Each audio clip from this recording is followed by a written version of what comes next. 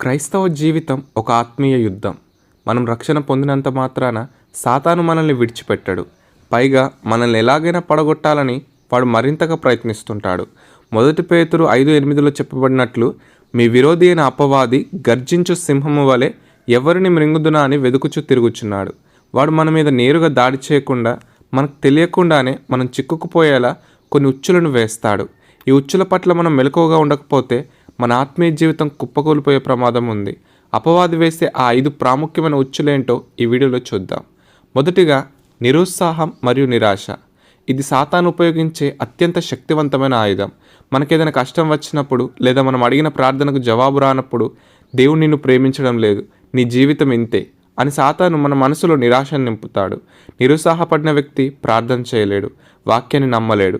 ఏలియా వంటి గొప్ప ప్రవక్త కూడా నిరుత్సాహానికి లోనై చావును కోరుకున్నాడు. మనల్ని దేవుని కృప నుండి దూరం చేయడానికి సాతాను వాడే మొదటి ఉచ్చు మనల్ని మానసికంగా కృంగదీయడమే. రెండవదిగా, సమయం లేదని నెపం, బిజినెస్.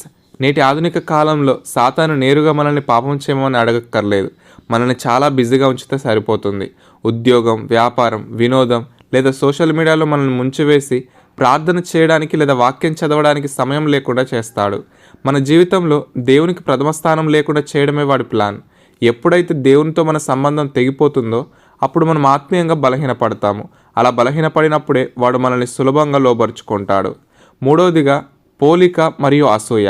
పక్కవారి దీవెనలు చూసి మనం అసూయ పడేలా సాతాను మనల్ని ప్రేరేపిస్తాడు. దేవుడు వారికి ఇచ్చాడు కానీ నీకు ఇవ్వలేదు అనే ఆలోచనను మన హృదయంలో నాటుతాడు. దీనివల్ల మనకున్న వాటి పట్ల కృతజ్ఞత తగ్గిపోతుంది మరియు ఇతరుల పట్ల ద్వేషం పెరుగుతుంది.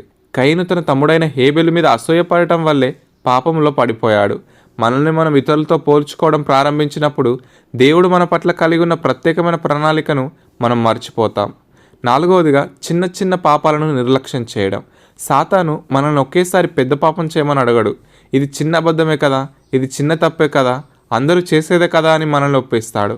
ఒక చిన్న చిల్లు ఓడను ముంచివేసినట్లు ఈ చిన్న పాపాలే మన మనస్సాక్షిని కఠినపరుస్తాయి. నక్కలు ద్రాక్ష తోటలను పాడు చేయును అని వాక్యం చెప్తుంది. ఈ చిన్న పాపాలు మన ఆత్మీయ జీవితంలోని ఫలాలను తినేస్తాయి. పరిశుద్ధత విషయంలో మనం రాజీపడాలని సాతాను వేసే ఉచ్చు ఇది.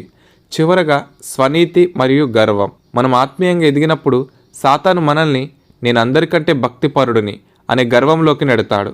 ఎదుటివారిని పాపులుగా చూడటం, మనల్ని మనం గొప్పగా ఊహించుకోవడం సాతాను లక్షణం. లూసిఫర్ తన గర్వం వల్లే పరలోకం నుండి పడద్రోయబడ్డాడు. మనం మన స్వశక్తితో కాకుండా దేవుని కృప వల్లే ఈ స్థితిలో ఉన్నామని మర్చిపోయినప్పుడు మనం సాతాను ఉచ్చులో చిక్కుకున్నట్లే. దీనత్వం లేని భక్తి సాతానుకు చాలా ఇష్టం. ఈ 5 ఉచ్చుల పట్ల మనం మెలకువగా ఉండి దేవుని సర్వాంగ కవచమును ధరించుకోవాలి. అప్పుడు మాత్రమే మనం అపవాది తంత్రములను ఎదిరించి క్రీస్తులో జయశీలులుగా నిలబడగలం. దేవుడు మనకట్టి ఆత్మీయ వివేచనను అనుగ్రహించునుగాక. ఆమెన్.